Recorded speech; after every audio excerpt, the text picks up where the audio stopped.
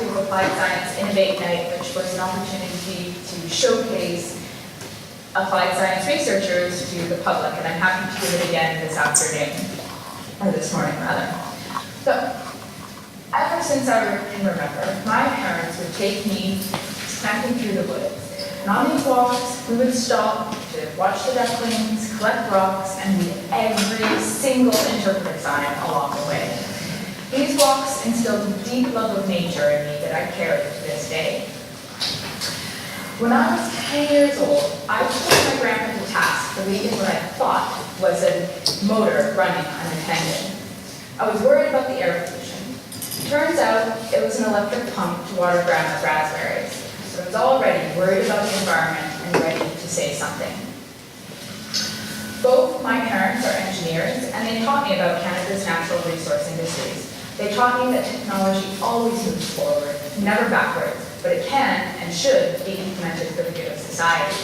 As engineers, we have the ability and responsibility to ensure that technology benefits people.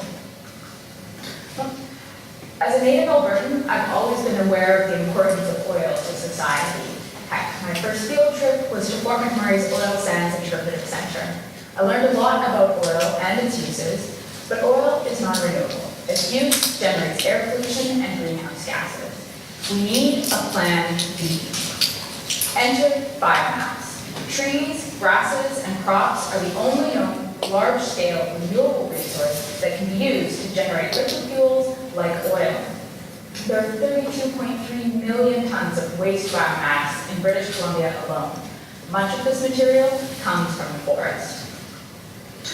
But we use oil to make so much more than gas for our cars. Oil is used to make plastics, rubber, adhesives, and many more products. Our trees can be just as versatile as a barrel of oil with the right technology. With the right technology, we can make fuels, chemicals, textiles, and pharmaceuticals from trees.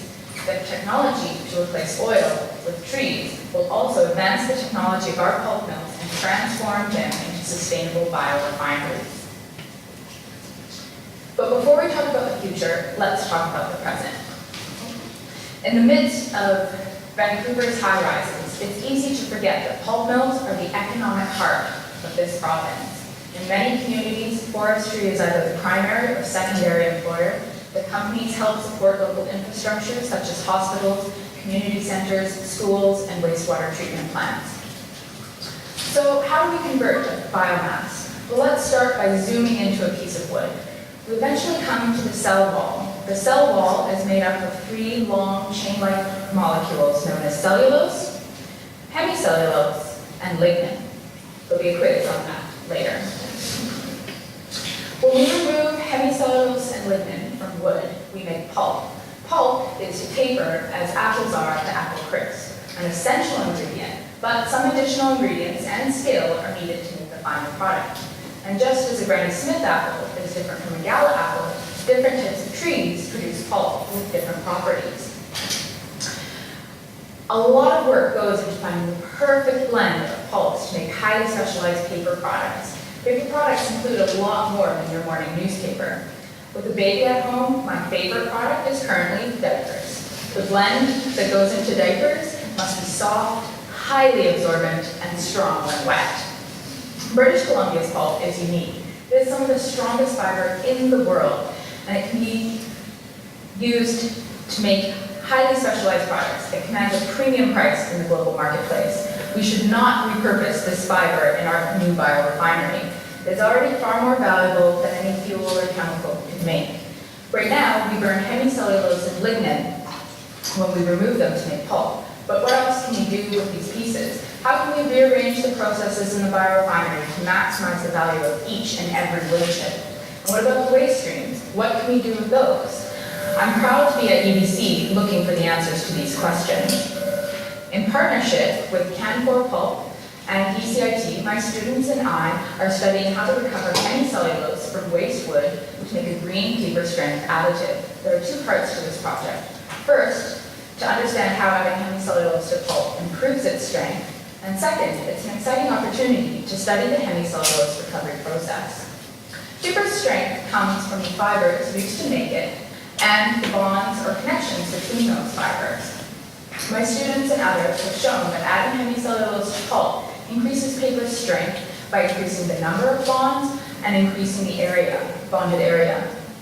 In order to make a hemicellulose that can be easily blended with pulp, we have to follow a specific recipe. Waste wood and water are combined and sealed in a reactor and heated to high temperature. The heat and water break that long hemicellulose chain into smaller pieces that can easily dissolve. This process is similar to cooking.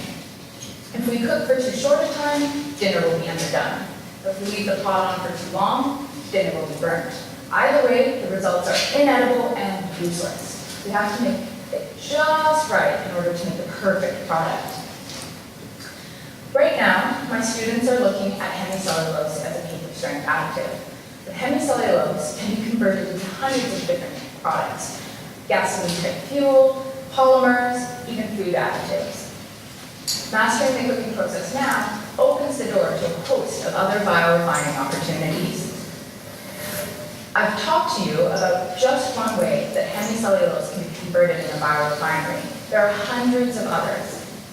Lignin, that other long-chain molecule in the cell wall, can also be converted to hundreds of different products.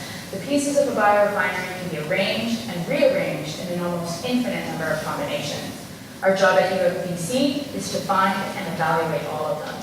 Finding the right combination will transform our pulp mills into sustainable biorefineries and replace oil with trees. This will keep our mills strong, our communities strong, and our environment healthy, for you, for me, and for our future.